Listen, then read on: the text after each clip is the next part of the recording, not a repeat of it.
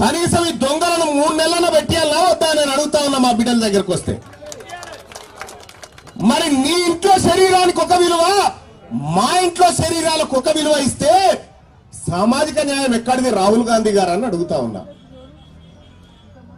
ఇలా కాంగ్రెస్ పార్టీలో ఉన్నటువంటి నాయకులు వీర్లపల్లి శంకర్ గారు మొన్న వెలమూల మీద ఏదో కామెంట్ చేసిండని చెప్పి ఆయనతో వెలమూల క్షమాపణ చెప్పించారా? వెలమూల క్షమాపణ చెప్పించారు. మరి అప్పుడు ఈ రెడ్లంతా కలిసి వీర్లపల్లి శంకర్ పక్కకు కూర్చొని ప్రెస్ మీట్ పెట్టిరా? పెట్టలే.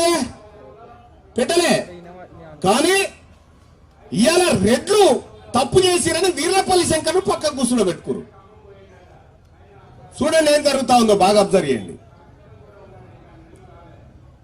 వీర్లపల్లి శంకర్ వీళ్ళు పక్కకు కూర్చుని పెట్టుకురు. ఇంకా గమ్మత్ ఏంటంటే మొన్న మేమందరం కలిసి కుమ్మెర గ్రామానికి పోతే మాతో పాటు బీఆర్ఎస్ పార్టీ నాయకుడు మరి జనార్దన్ రెడ్డి కూడా ఉండే. లేదన్నా అన్యాయం జరిగింది బీసీలకని వచ్చాను. అయితే ఏమైంది, నిన్న రెడ్డి ఫంక్షన్ హాల్ అని ఒకటి ఓపెన్ చేసిరాడ. రెడ్డి కన్వెన్షన్ అని ఓపెన్ చేస్తే ఈ రెడ్డి ఆ రెడ్డి అందరు కూర్చొని భోజనం చేసింది నిమ్మలంగా అంతా. నేను అందుకే చెప్తా ఉన్నా, మనకు సోపది కుదరదన్నా, వాళ్ళకు రెడ్లకు మనకు సోపదే కుదరది. వాళ్ళు అక్కడ మనం ఇక్కడ, అవునా కాదా? అందుకోసమే మల్లన్న మరి ఇందిరా పార్క్ దగ్గర ఇంత భారీ స్థాయిలో బీసీలంతా కూర్చురు కదా అని పొద్దుగాల మీరు పేపర్లు మరే చూసారని లేవుండదు. వాళ్ళు వస్తుందనుకున్నారు మీరు. రాదు మా కిష్టన్న వీళ్ళు అందరు అనుకుంటారు, అందరు మీడియా వాళ్ళు వెళ్ళిపోతారు. వెళ్ళిపోతే మనకేంది, ఎక్కబడితే మనకేంది. కానీ నేనేమంటారా వాళ్ళు వస్తుంది అనుకుంటారా? రాదు. ఎందుకు రాదంటే బీసీలకు అసలైన ద్రోహులు ఈ మీడియా సంస్థల యాజమాన్యాల దగ్గర నుంచే ఉన్నారు. వాళ్ళు మన బాధ చూపెట్టరు. ఈ బీసీల గోస వాళ్ళకు పట్టదు. ఎంతసేపు బీసీల అంశం అంటే క్రైమ్ న్యూస్ గా మాత్రమే చూపిస్తారు, హక్కులుగా చూపించరు. ఈ ఇందిరా పార్క్ నేను చెప్తా ఉన్నా, మేము ఎవరెవరిని తన్నానో లిస్టు మాతానుంది. తన్నుడైతే పక్క లిస్టులో వెనక పోతారో ముంగడికి వస్తారో మీ ఇష్టం. కానీ ఇక ఇన్ని రోజులు బీసీలు అనేవనంటే బీసీలతోనే మీటింగ్ పెట్టించి అట్లంటారా బీసీలు రెడ్డి గారిని గంత మాట అంటావా, విలమాయనానికి ఇంత మాట. పొద్దుగాల ఒక ఆయన ఫోన్ చేసి నాకు ఫోన్ చేసి, సార్ వాడెవడో తప్పు చేస్తే నువ్వు మనల్ని ఎట్లా అంటావు సార్ అని అన్నాడు. వాడెవడో తప్పు చేస్తే నువ్వు నాకెందుకు ఫోన్ చేసినావు రా గాడిదని నేను అన్నా. అలాగే లేదు సార్ నన్ను అన్నట్టే ఉంది అని అంటున్నాడు. అంటే ఒక కుమ్మరోళ్ళ బిడ్డ ఈ లోకాన్ని చూడని 2 నెలల పసికందు తొక్కి చంపితే నీకు వాడిని తిడితేనే గంతుంటే నా బిడ్డ చచ్చిపోతే నాకెంత రగులుతుందిరా గాడిది కొడుక అని చెప్పి తిట్టా. అందుకోసమే బీసీలకు అట్రాసిటీ చట్టం రావాల్సిందే. రావాలా వద్దా? చేతులు ఎత్తి చెప్పాలి. బీసీలకు అట్రాసిటీ చట్టం రావాలా వద్దా? రావాలా వద్దా? రావాలి. ఎవడు దేవాలి మరి?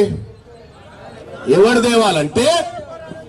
దేవాలంటే ఇప్పుడు అసెంబ్లీలో ఉన్నటువంటి మన బీసీల కట్టప్పలు ఉన్నారు. కొంతమంది కట్టప్పలే వాళ్ళు. రేవంత్ రెడ్డి గారు చూసిండా, నవ్విండా, షేక్ హ్యాండ్ ఇచ్చిండా, ఇంతవరకే. కానీ కట్టప్పలు మీరు రాసి పెట్టుకోరు, మీ భవిష్యత్తు కళ్ళం కూడా కనిపిస్తా ఉంది. మీరు బీసీల తానికి మళ్ళొస్తే మేము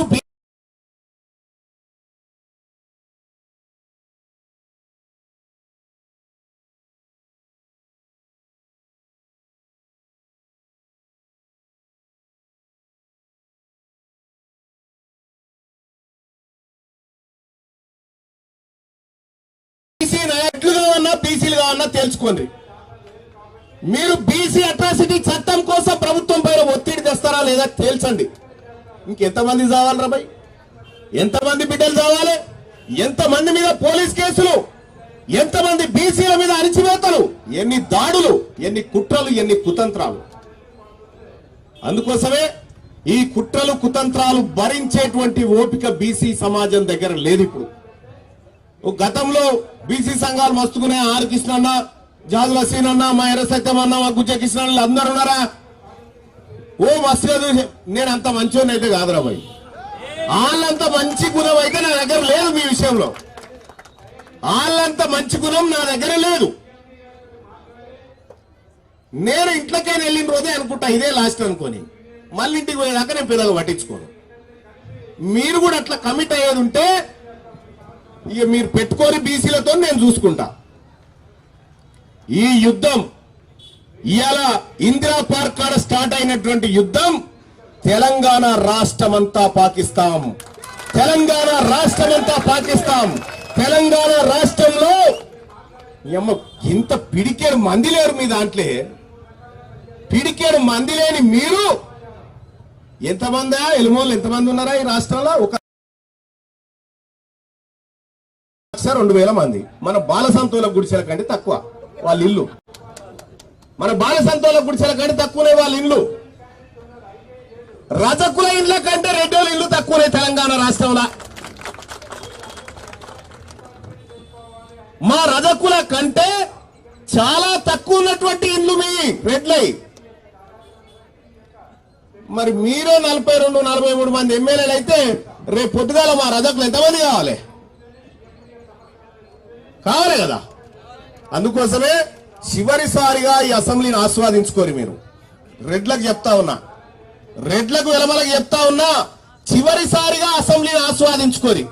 ఏమైనా సెల్ఫీలు ఉంటే దిగుకోరు ఇప్పుడే. తర్వాత ఛాన్స్ కూడా రాదు. మిమ్మల్ని అడుగు కూడా పెట్టనియా. రెండోది, తెలంగాణ రాష్ట్రంలో కాంగ్రెస్ పార్టీ ఇదే కామారెడ్డి డిక్లరేషన్ లో పేజ్ నంబర్ 16 అద్దీరాబుజీ అనుంది. పేజ్ నంబర్ 16 ఇగో నేను అడుగుతా ఉన్నా. Congress party page number 16 section B లో ఏం చెప్పినా, బీసీ సప్లాన్ తగినన్ని నిధులు మంజూరు చేసేందుకు మొదటి అసెంబ్లీ సెషన్ లోనే చట్టబద్ధమైన హోదాతో మహాత్మా జ్యోతిరావు పూలే బీసీ సప్లాన్ ఏర్పాటు చేస్తాన్న గాడిదేవుడు, ఇది రాసిన గాడిదేవుడు. ఇలా 2 ఏళ్ళు అయిపోయింది, ఇప్పటిదాకా బీసీ సప్లాన్ ఎందుకు లేదు? ఎంత దుర్మార్గం అంటే దాదాపు 26 అంశాలు బీసీలకు అమలు చేస్తామని దొంగ వాగ్దానాలు ఇచ్చిన దొంగ రేవంత్ రెడ్డి ఒక్క వాగ్దానాన్ని కూడా అమలు చేయకుండా మీదికెళ్ళి హామీ ఇయ్యనటువంటి బీసీల హత్యలు అమలు చేస్తా ఉన్నాడు ఈ తెలంగాణ రాష్ట్రంలో. అందుకోసమే నేను చెప్తా ఉన్నా, నీతోటి ఏమీ కాదు. నువ్వొక పరమ దద్దమ్మ ముఖ్యమంత్రివి, పరమ చెత్త ముఖ్యమంత్రివి, అసలు పనికిరాని ముఖ్యమంత్రివి. నీకు ప్రజలంటే విలువ లేదు, ప్రజాస్వామ్యం అంటే విలువ లేదు. నీకు తెలిసిందల్లా బ్లాక్ మెయిలింగ్, నీకు తెలిసిందల్లా బెదిరింపులు, నీకు తెలిసిందల్లా సీకట్లో గొంగడి కట్టుకొని పోయి దొంగతనంగా అధికారాన్ని ఎట్లా తెచ్చుకోవాలో తెలుసు తప్ప ఇంకోటి తెలియదు. నా జాతరకు ఇచ్చిన హామీ ఎటుపోయింది? రాహుల్ గాంధీ గారిని అడుగుతా ఉన్నాం, నీ ముఖం చూసి ఎవడేలే రేవంత్ రెడ్డి ఓటు? నువ్వు అందగానికి సందగాని వారు ఎవడేలే, నీ కాటికే పొట్టు బాగా పెట్టుకున్నావని ఎవడేలే నీ ఓటు? రాహుల్ గాంధీ మాట ఇచ్చిందని ఓటేసినాం తెలంగాణ జనం. రాహుల్ గాంధీ గారు జితిన ఇచ్చేదారి ఉత్తరే బాగేదారి అంటే ఓటేసినాం. రాహుల్ గాంధీ గారు కులగణన చేస్తామంటే ఓటేసినాం. రాహుల్ గాంధీ గారు 20,000 కోట్ల రూపాయల బడ్జెట్ ప్రతి ఏడాది బీసీలకు పెడతామంటే వేసినాం. నీ ముఖం చూసి ఎవడేసిండా? నీ ముఖం చూసి ఏమంటాడు? మన మున్సిపల్ ఎన్నికలలో నీ ముఖం చూస్తే గ్రాడ్యుయేట్లకు ఫండమెంట్ తొక్కిరు కదా. నీ ముఖం చూస్తేనే కదా 8 ఎంపీలు ఓడగొట్టిరు. ఇప్పటికైనా బుద్ధి తెచ్చుకోవాలి ప్రభుత్వం. ఈ ప్రభుత్వం బుద్ధి తెచ్చుకొని బీసీలకు ఇచ్చిన వాగ్దానాన్ని నెరవేర్చు, లేకపోతే గెట్అవుట్, లేకపోతే గడ్డ దిగు. మేము ఉన్నాం, దిగో. చాలా మంది బీసీలలో కరువు ఉన్నాడు ఎవడన్నా? ఇదొక ఘటన. ఖమ్మంలో భూదాన్ భూముల మీద ఈ రాష్ట్ర పెద్దల దొంగల కన్నుబడి అక్కడ 31 ఎకరాల భూమిని కబ్జా పెట్టడానికి ప్రయత్నం చేస్తా ఉన్నారు. 1950 భూదాన్ భూమి యాక్ట్ లో సెక్షన్ 14 ఏం రాసింది ఎరికేనా? భూదాన్ భూములకు ప్రభుత్వానికి సంబంధం లేదని రాసింది అందులో. మరి సంబంధం లేని భూములలోకి నువ్వెట్లా ఏలు పెడుతున్నావు రా భయ్? నువ్వెట్లా ఏలు పెడతావు? ఆ పేద ప్రజల దగ్గర నుంచి ఎట్లా గుంజుకుంటావు? ఇది ప్రభుత్వం సమాధానం చెప్పాలి. ఆ వేల కోట్ల విలువైన భూములను కొల్లగొట్టే ప్రయత్నంలో ఉన్నారు అక్కడ. ఇంకా ఇదే కాదు, అనేక దుర్ఘటనలు ఈ రాష్ట్రంలో జరుగుతూ ఉన్నాయి. ఎక్కడి దాకైనా తెలంగాణ రాజ్యాధికార పార్టీ వస్తది, ఈ ప్రజలకు అండగా నిలబడుతుంది, ఈ ప్రజల పక్షాన కొట్లాడడానికి కూడా సిద్ధంగా ఉందని చెప్పి తెలియజేస్తా ఉన్నా. సోదరులారా, ఇంకొక కీలకమైనటువంటి విషయం చెప్పాలి మీకు.